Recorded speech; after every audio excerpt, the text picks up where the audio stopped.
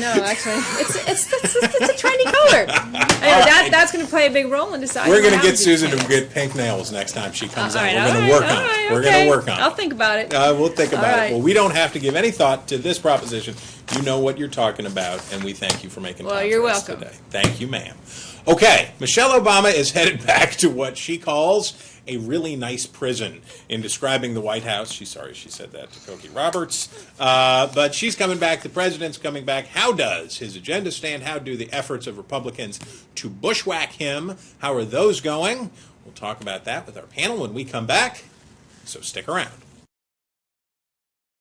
What the Obama administration wants and has been trying to establish for the last almost 5 years now with the unprecedented war on whistleblowers that it is waging is to make it so that everybody is petrified of coming forward with information about what our political officials are doing in the dark that is deceitful, illegal, or corrupt.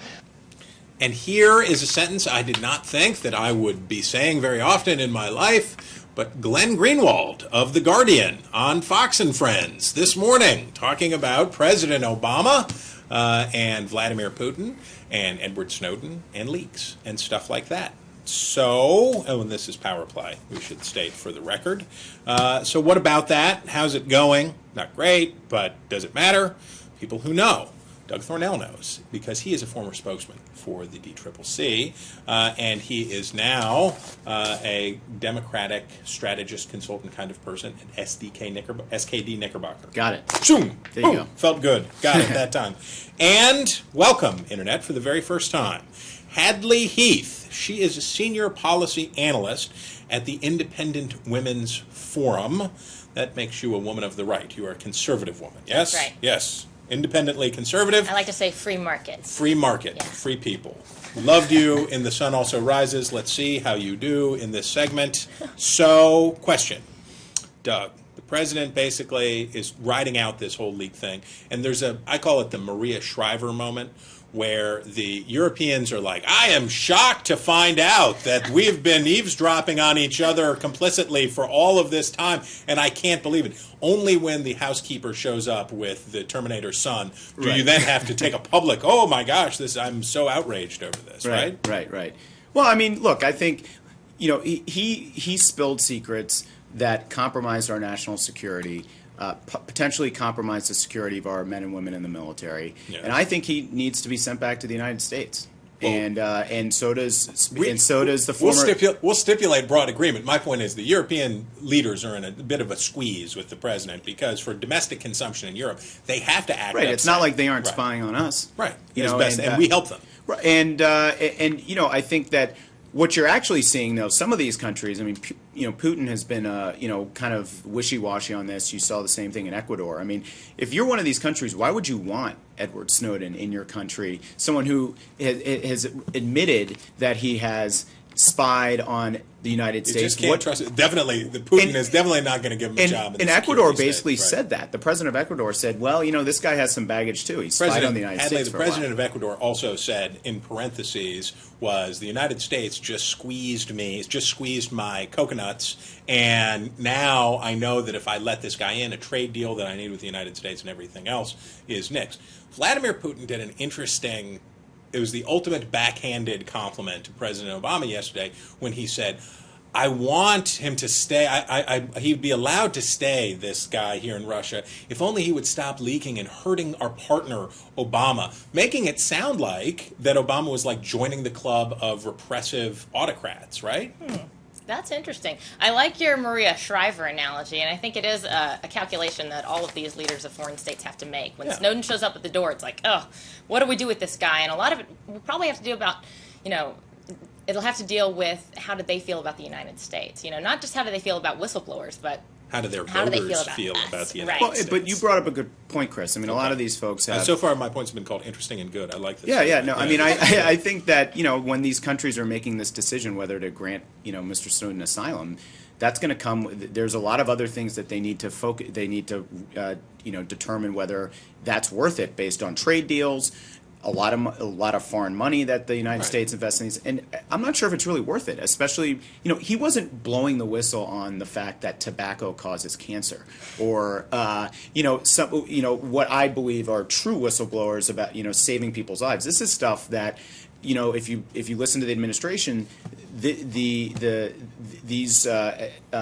intelligence that they were able to gather saved countless lives. Well, so the libertarian point of view on this is expressed by Judge Napolitano here the other day. Basically, was this: he's glad that Snowden did what he did, but he sure wishes that he had stood in the United States and said, "You're going to put me in prison, but this is so important to tell everybody about all of this surveillance that I would have done it, that it hurt his case." But Hadley, that is aside from all of this. What we're trafficking here are politics. Right. Does any of this matter when you get past the moment? Liberals are crabby, the European liberals especially, which hadn't gotten the memo about, the change we can believe in is going to take longer to have the change we can believe in than we previously told you. For European liberals, yes. For some liberals in America, there's this crabbiness and dissatisfaction. But does this really have legs? Is this a consequential thing? I think so. Look, the Obama administration made one very important mistake from the get-go, and that was treating this extradition like it was purely a legal matter when it's actually a diplomatic matter.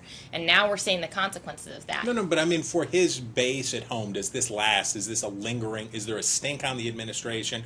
Or in 6-8 weeks, is it like, oh, you eavesdropped, but you're much dreamier Well, than remember, Dick this Cheney? news came out in the midst of news about several other scandals from the DOJ, the IRS, and I Word. think that snowball effect does have legs. I Does do have think that legs. people have woken up, in a sense, to the fact that this hope and change president is not the most transparent administration Doug, in history. well, let's ahead, do that take a one, look and at then it. I I wanna mean, ask you something. and a number of those scandals have proven to be a little, basically pretty bogus. That's And recent. so, and we can look at the IRS situation. We found out now that they were I don't want to relitigate. We stipulate Here, to answer that your question. misfeasance or malfeasance, that Right. definite scandal is a fungible definition. So to your question, I think it doesn't have legs, but I think the president probably sees a dip in his approval rating with I have a progressives question for- in the short term. I have a question for you, Doug.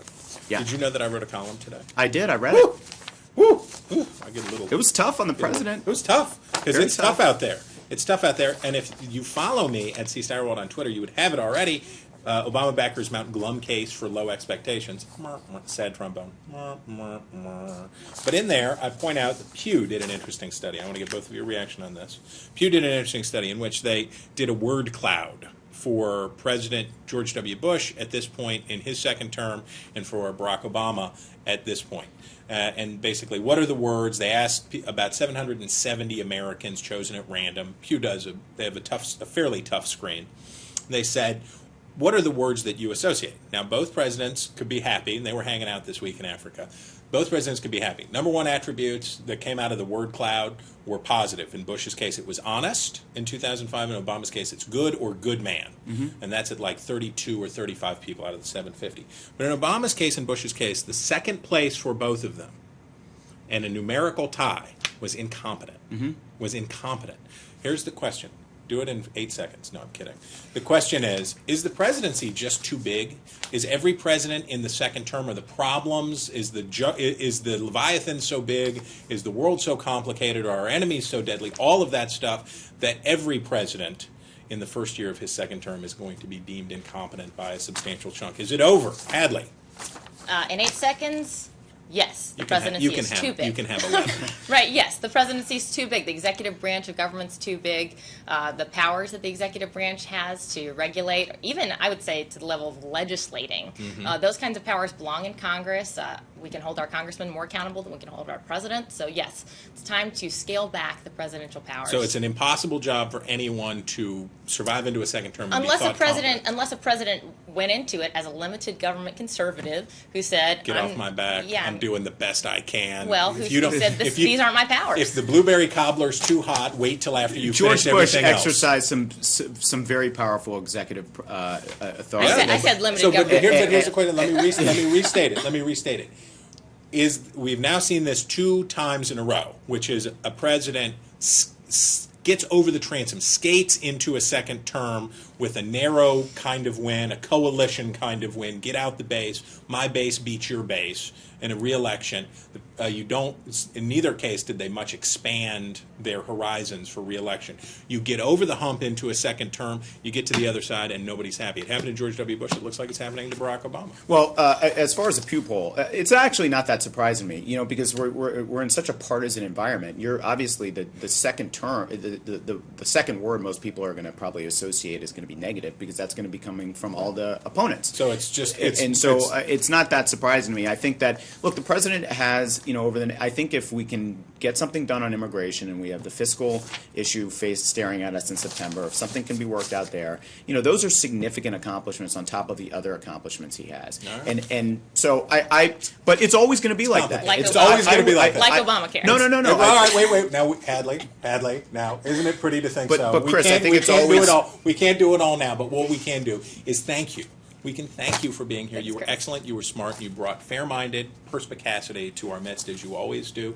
The Thornell and Hadley Heath, we thank you very much. Thanks, Chris. Now we've got to take a quick break. But what about students?